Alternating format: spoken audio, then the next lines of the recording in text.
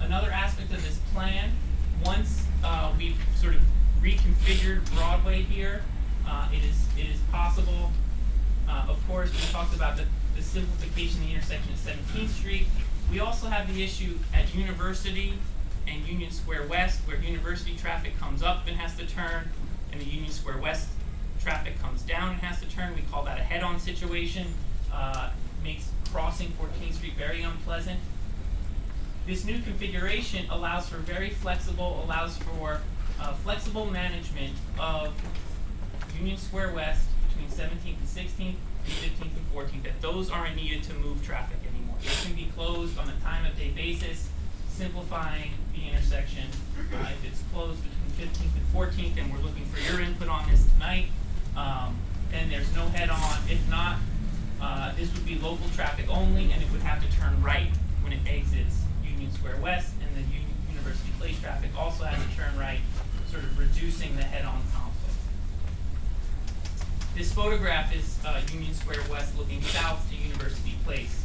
You see the do not enter sign of University Place traffic coming north to 14th Street.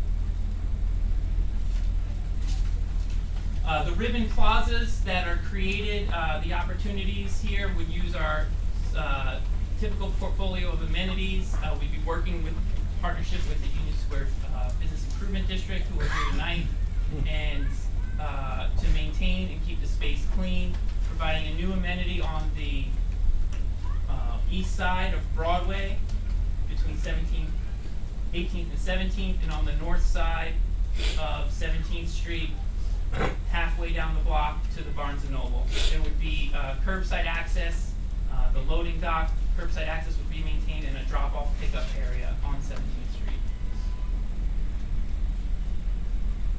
I mentioned that we would have new flexible space because of the remanaging of traffic here, because we're not using Broadway as a through corridor, as I'll talk about. We have the ability to do more with the roadbed, both on the south side of 17th Street, the north side of Union Square, and Union Square West between 17th and 16th. This is a sketch of 17th Street. Again, the before condition, 4 lanes from the Petco side to the park. These 2 lanes going westbound, 17th Street, sort of merge through the intersection very inelegantly. The 2 lanes carrying eastbound, the Broadway traffic wrapping around. A very wide street, unlike the typical crosstown street.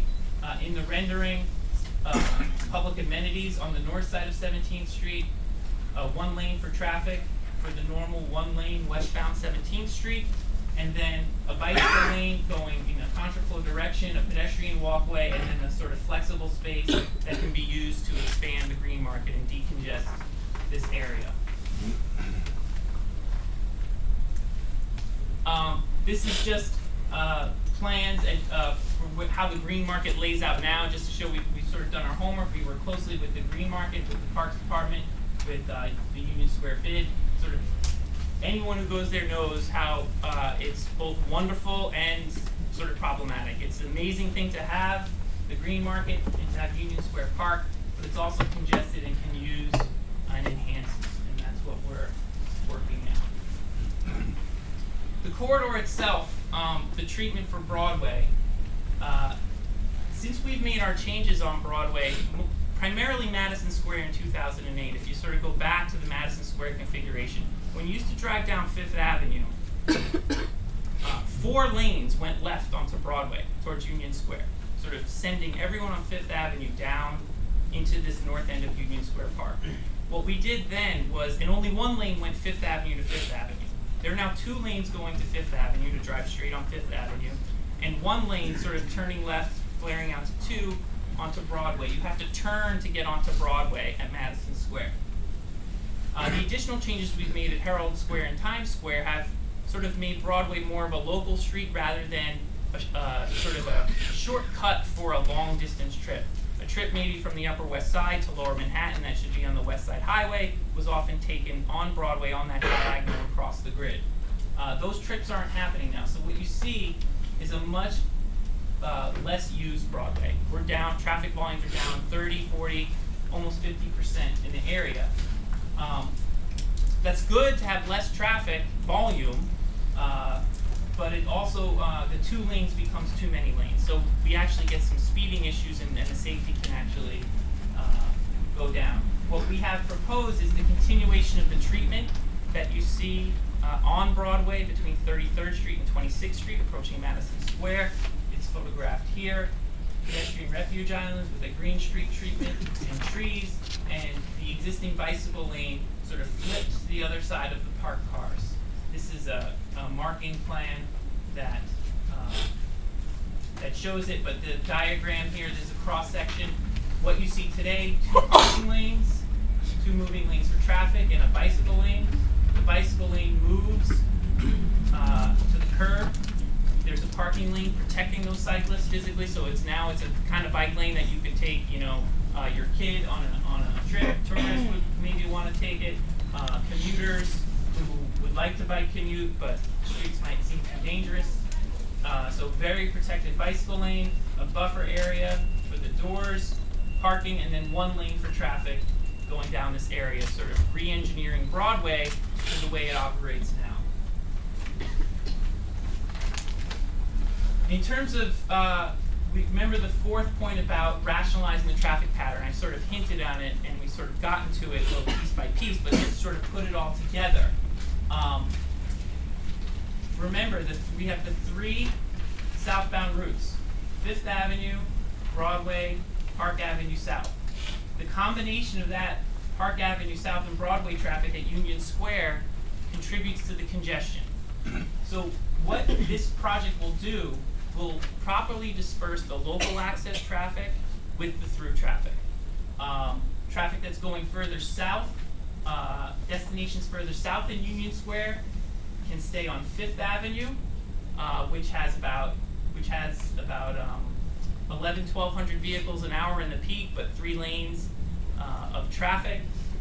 It has the capacity to handle some of the diversions. And then we have local access until 18th Street would come via Broadway, and then other local access would come via 18th Street turning onto Broadway, and then 5th Avenue to 16th Street. So the thing with the traffic, just some of the numbers. Like I said, the volume of Broadway is down. It is no longer sort of a through, what we call an arterial corridor for traffic, and that's a good thing for the north end of Union Square. And we're down to about 270 vehicles per hour in the southern part of Broadway around Union Square. And what that means is we have the 2 lanes of traffic, where in Manhattan, the 2 lanes of traffic typically carry about 500 vehicles. So maybe we used to have 1,000 vehicles, or we could have carried 1,000 vehicles, down to 270. When we disperse those, probably about 70 will be come via 5th Avenue and be local traffic, and then the rest would use multiple routes. We have 5th Avenue go further south. We've got left on 23rd Street, left on 22nd Street, left on 20th, and a left on East 18th Street. We would add things like turn lanes to help traffic turn onto Park Avenue South all along this area, and do improvements to Park Avenue South and to 18th Street. Looking at the signal timing, managing traffic, we would restrict left turns from Park Avenue South onto 18th Street, southbound left turns, and that would, that actually, if you know Park Avenue South, we have left turn restrictions now at some intersections.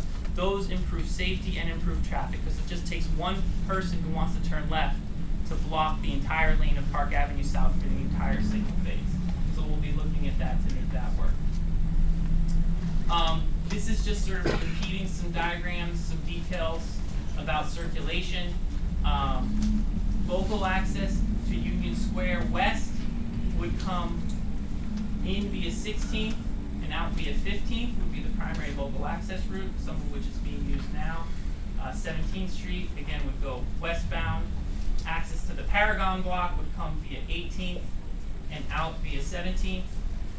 And Broadway, the last left turn would be onto 18th Street.